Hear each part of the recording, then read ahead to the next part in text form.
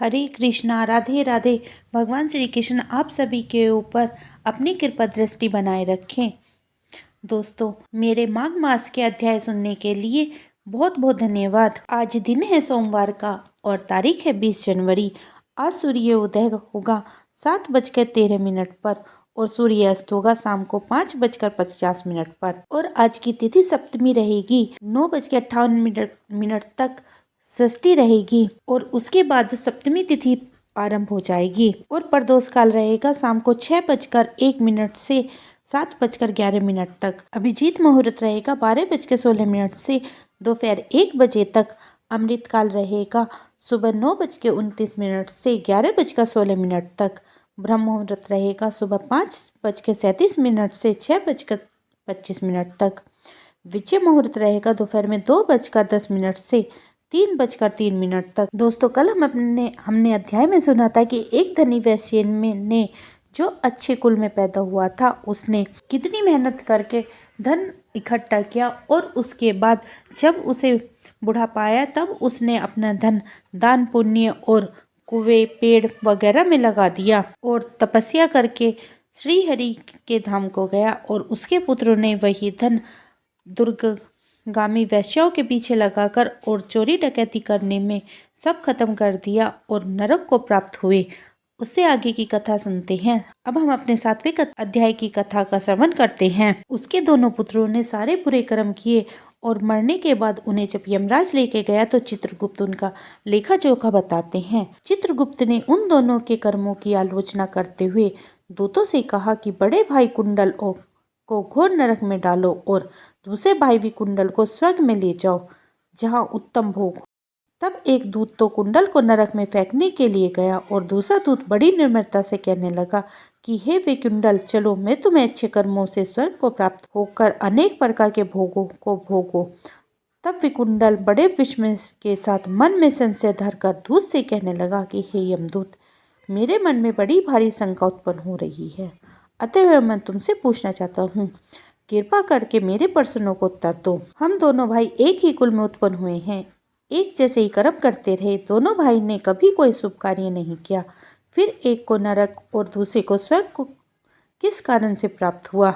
मैं अपने स्वर्ग में आने का कोई कारण नहीं देखता। तब यमदूत कहने लगा कि हे विकुंडल, माता पिता पुत्र पत्नी भाई बहन ये सब संबंध जन्म के कारण होते हैं और जन्म कर्म को भोगने के लिए ही प्राप्त होते हैं। जिस प्रकार एक वृक्ष पर अनेक पक्षियों का आगमन होता है, उसी तरह इस संसार में पुत्र भाई माता पिता का भी संगम होता है। इनमें से जो जैसे जैसे कर्म करता है वैसे वैसे ही फल भोगता है। तुम्हारा भाई अपने पाप कर्मों से नरक को गया है, तुम अपने पुण्य कर्मों के कारण स्वर्ग जा रहे हो। तब विकुंडल ने आश्चर्य से पूछा कि मैंने तो अजन्मा कोई धर्म कार्य नहीं किया, सदैव पापों में लगा रहा। मैं अपने पुण्य के कर्म को नहीं जानता। यदि तुम मेरे पुण्य के कर्म को जानते हो तो कृपा करके ये बतलाइए। तब यह देवदूत कहने लगा कि मैंने सब प्राणियों को भली भांति जानता हूँ, तुम नहीं जानते। सुनो, हरिमित्र का पुत्र सुमित्र नाम का ब्राह्मण था, जिसका आश्रम यमुना नदी के दक्षिण उत्तर दिशा में था।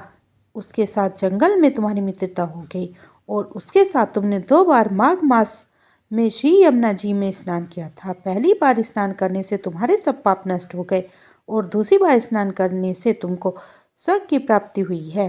सो हे वैश्यवर, तुमने 2 बार माघ मास में स्नान किया, इसी के पुण्य के फल से तुमको स्वर्ग प्राप्त हुआ है और तुम्हारा भाई नरक को प्राप्त हुआ है।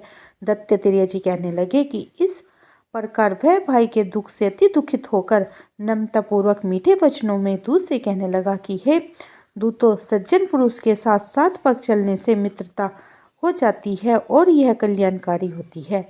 मित्र प्रेम की चिंता न करते हुए तुम मुझको इतना बताने की कृपा करो कि कौन से कर्म से मनुष्य यमलोक को प्राप्त नहीं होते, क्योंकि तुम सर्वज्ञ हो।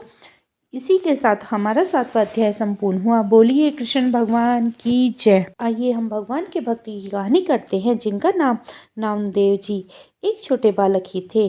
जब उनके नाना जी को उन्हें ठाकुर सेवा करते हुए देखा, जब भी नामदेव के नाना अपने ठाकुर जी की सेवा करते तो नामदेव जी उन्हें ध्यानपूर्वक देखते रहते। वह बाहर आकर फिर किसी पत्थर को वैसे ही सेवा कर के सुख प्राप्त करते थे। नामदेव जी अपने नाना के हट करते कि वे ठाकुर जी की सेवा मुझे दे दीजिए, मैं वैसी ही सेवा सीख गया हूँ जैसी आप करते हैं।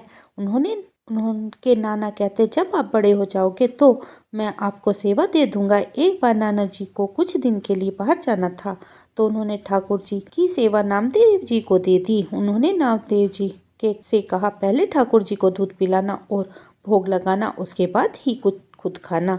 नामदेव जी के हर्ष का ठिकाना ना रहा। नामदेव जी ने ठाकुर जी के लिए मेहनत करके बहुत स्वादिष्ट दूध बनाया और ठाकुर जी के सामने रखा। नामदेव जी का प्रयास देखकर ठाकुर जी मुस्कुरा दिए। यह देखकर नामदेव जी भी खुश हो गए। आज तक नाना जी को तो यह मुस्कुराहट नहीं मिली थी।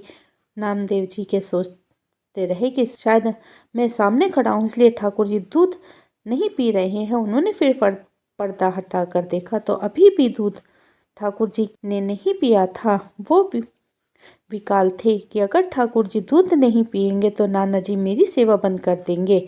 उन्होंने ठाकुर जी से कहा कि मैं नया पुजारी हूँ, अगर कोई गलती हुई है तो मुझे माफ़ कर दीजिए। आपको दूध नहीं पसंद और क्या भोग लगाना है तो वो भी बता दीजिए। दूध अभी भी वैसे ही था। सुबह से शाम हो गई, ठाकुर जी ने एक उस दूध को नहीं पिया। अगला दिन हुआ, फिर भोग लगाया, ठाकुर जी ने इस दिन भी दूध नहीं पिया। नामदेव जी ने दोनों दिन कुछ नहीं खाया। उन्हें डर था कि उनकी सेवा उनसे छीन ना ली जाए। तीसरे दिन हुआ, उन्हें नींद नहीं आई। उन्होंने दूध बनाया। इस बार वह दृढ़ता के साथ ठाकुर जी के पास एक छुरी लेकर बैठ गए और बोले, ठाकुर जी दूध पियो, नहीं तो मैं अपना गला काट लूंगा। उन्होंने खुद पर छुरी के प्रहार किया। ठाकुर जी सब देख नहीं पाए और उनके सामने आ गए और नामदेव जी का हाथ पकड़ लिया। ठाकुर जी ने कटोरा उठाया और दूध पीने लगे। नामदेव जी ने कटोरा पकड़ लिया और बोले, पूरा नहीं पीना है, मैं भी 3 दिन से कुछ नहीं खाया, मुझे ही प्रसाद चाहिए। नाना जी वापस आए तो उन्होंने उन्हें बताया कि ठाकुर जी ने पहले 2 दिन तो दूध नहीं पिया, लेकिन तीसरे दिन उन्होंने अच्छे से दूध पिया। नाना जी ने सोचा, दूध पिया, सचमुच दूध पिया? उन्होंने कहा, मैंने देखना चाहता हूँ। नामदेव जी ने नाना और छुरी दोनों लेकर ठाकुर जी के पास गए और बोले, ठाकुर जी दूध पियो, मुझे झूठा साबित मत करना। ठाकुर जी आए और उन्होंने दूध पिया। रामदेव जी की कृपा से उसके नाना जी को भी भगवान के साक्षात्कार दर्शन हो गए।